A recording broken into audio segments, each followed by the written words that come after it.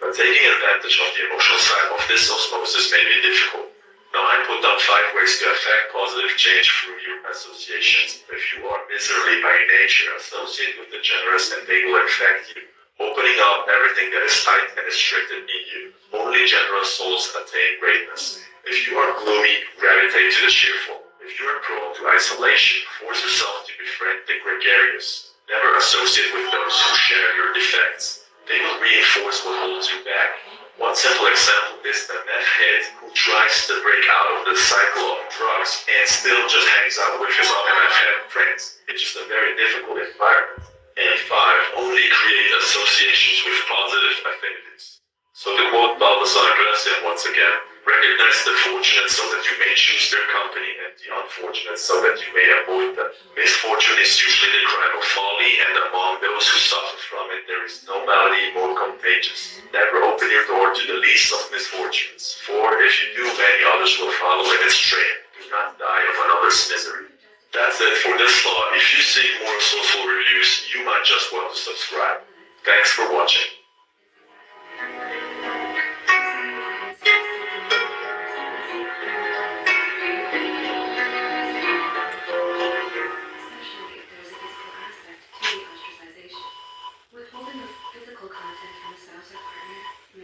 My husband just wasn't lasting long enough for me to finish. It was frustrating. I love him, but it got to a point where we were both avoiding intimacy. And then he got prescribed this SexRx plus climax control pill through PIMS. This pill combines tadalafil, an ingredient to help men get hard and stay hard, with PE treatment to help it last way longer. And the best part is 100% online. No doctor's office, no pharmacy runs, just a simple intake form, and then a licensed provider recommended the right treatments for him. And now he's lasting longer, he's more confident, and we're actually excited to be intimate again. So if you're struggling with early climax, check out treatments through him today. It's seriously saved our sex life.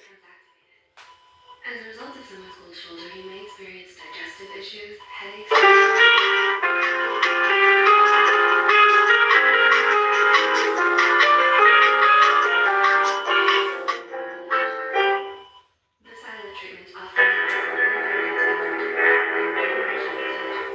The 48 Laws of Power by Robert Greene. Law number 26. Keep your hands clean. You must seem a paragon of civility and efficiency. Your hands are never soiled by mistakes and nasty deeds. Maintain such a spotless appearance by using others as scapegoats and cat's paws to disguise your involvement. Conceal your mistakes. Have a scapegoat around to take the blame. Our good name and reputation depend more on what we conceal than on what we reveal. Everyone makes mistakes, but those who are truly clever manage to hide them and to make sure someone else is blamed. A convenient scapegoat should always be kept around for such moments. Understanding the workings of power and the importance of appearances, shop around for the most convenient head and have it served up immediately. Occasional mistakes are inevitable. Handle them. People of power are undone not by the mistakes they make, but by the way they deal with them. The mistake does not vanish with an apology. It deepens and festers. It's better to cut it off instantly, distract attention from yourself, and focus attention on a convenient scapegoat. Do not give people time to ponder your responsibility or your possible incompetence. The bloody sacrifice of the scapegoat seems a barbaric relic of the past, but the practice lives on to this day, if indirectly and symbolically. Since power depends on appearances, and those in power must seem never to make mistakes, the use of scapegoats is as popular as ever. Besides conveniently shifting blame, a scapegoat can serve as a warning to others. Example of Cesare Borgia. Robert Greene took the following right out of Niccolo Machiavelli's The Prince. Cesare Borgia used the scapegoat to gain control of large parts of Italy. He gave Remiro di Orco, a cruel and vigorous man, absolute powers. With extreme violence, he would enforce Cesare's rule with brutal justice and grow hated by the local population. To guard his own reputation, to avoid being associated with Orco's gruesome actions, to calm the people's scream for revenge, he publicly stated that he had in no way ordered Orco to do what he did, and imprisoned, beheaded, and blamed him. Cesare had painted a pleasing picture for the public. who not only wished Orko's death, but that his cruelty be repaid. Next to his headless body, Orko's head was spiked up on a pike. To quote Achilles fighting Hector at the temple of the sun god, "Why would I kill you now, young prince, if no one sees how you fall?" Just as it built a spectacle for everyone to see. Not only can you use others as scapegoats, but you can make them your cat's paw. In the fable, the monkey grabs the paw of his friend the cat and uses his paw to get it to fish chestnuts out of the pie, so as to get the nuts without hurting himself. If there is something unpleasant or unpopular that needs to be done, it is far too risky for you to do the work yourself. You need a cat's paw, someone who does the dirty work for you. The cat's paw grabs what you need, hurts whom you need hurt, and keeps people from noticing that you are the one responsible. Let someone else be the executioner or the bearer of bad news, while you bring only joy and glad tidings. Cleopatra was more than only a woman. She was a queen, an empress, a goddess. Her appearance would never be the same, only ever wearing the nicest robes and accessoires. Probably one of the most dangerous seductresses in history.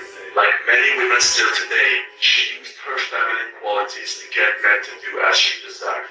At the age of 10, she witnessed her father, Ptolemy XII, get overthrown and banished by her elder sisters. Berenice emerged as the leader of the rebellion, had her other sisters imprisoned, and her own husband murdered to secure her own rule. This extreme violence on one of her own made the public resent her, and 4 years later Ptolemy could return, beheading the other sisters. In 51 BC, Ptolemy died and left 4 remaining children as heirs. The eldest son, the 11 years old Ptolemy XIII, married the elder sister Cleopatra.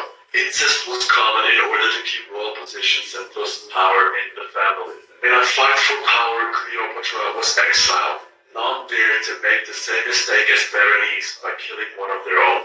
It would inevitably shed a dark light on the murder. Therefore, Cleopatra bided her time and schemed. When she heard of Julius Caesar's plan to make Egypt a Roman colony, she arranged to see him, seducing and thereafter using him as a tool to destroy her siblings and other enemies to get the throne for herself. In 41 BC, she would use the same tactics on Mark Antony. She was able to reduce both of these very powerful and dangerous men to her cat's paws, doing exactly what she wanted them to. And that's it for this one. However, there is an additional lesson for men to be learned. Even a great man such as Julius Caesar was tamed by feminine charm. Be wary of the Cleopatras in today's society. Their numbers have grown enormously, while the odds for them to become a Caesar are constantly diminishing. As always, thanks for watching. It's just a very difficult environment, and 5 only create associations with positive affinities. So to quote Balthasar Gracian once again, recognize the fortunates of the people. Maybe some people are still under the know what that situation is developing. We are expecting more from the authorities about this attack that has killed 15 people so far in the town of London, in the Fars province, to the south of the country. But we have also a wave of attack that took place just less than an hour ago, about 40 minutes ago. Here in Tehran, we heard at least 7 loud explosions in West. Brings an end to the 12-day war. In January 2026, growing unrest inside Iran leads to anti-government protests. These are framed by some as coordinated by external forces, and by others as spontaneous uprisings in response to poor economic conditions. Seeing a possible opportunity for regime change, Trump encourages Iranians who oppose the government to continue their uprising. To all Iranian patriots, keep protesting, take over your institutions if possible, help is on its way. But that help never arrives. Instead, the US begin moving military assets throughout the region. Israel, though not at the table, is also talking to the United States. The narrative has been pushed by the Israelis that depicted Iran as so weak that just a small push would cause the government there to either collapse and implode or lead to their capitulation. They're already so weak. Look at all of the protests inside the country. They're about to fall. Why don't you just do a little bit and then you can take credit for the entire collapse of this regime? But it was a complete miscalculation. For weeks, the US and Iran seem to be edging close to a deal in Geneva. Oman's Minister of Foreign Affairs and Chief Mediator, Mehmet al-Busaidi, is optimistic a deal is within reach. But on February 28, 2026, on the eve of the agreement being signed, Israel and the United States launch a full-scale attack on Iran. Diplomacy is over, and Washington has a stark warning for Tehran. Lay down your arms. You will be treated fairly with total immunity, or you will face certain death. I think President Trump made a good effort to try to start a new set of negotiations and didn't work. So I think he took the negotiations to the next level or to a different dimension and used military force as a matter of trying to compel the Iranians to a better solution. But for many in Iran, they believe Israel finally convinces Washington to do what it couldn't do alone. So it is now apparent that the United States had intentions or was persuaded by the Israelis to go into policies that from any analytical perspective does not even serve the interests of the United States. At the end of the day, the current war serves only the interests of Netanyahu, not the American people, not the United States government, and certainly not the people of our region.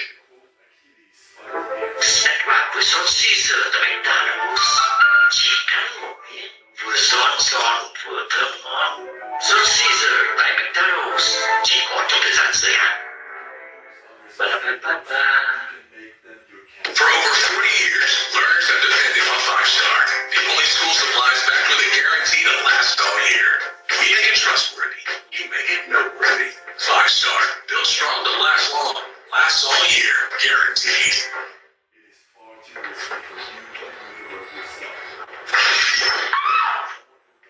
Here you go, miss. Now what? CarParts.com. Check this out. They have over 1 million quality parts Got our guarantee to fit at incredible prices. and hassle-free returns. I guess you didn't need my help after all. No, I just use CarParts.com. Available at your fingertips 24/7. Now that's my speed.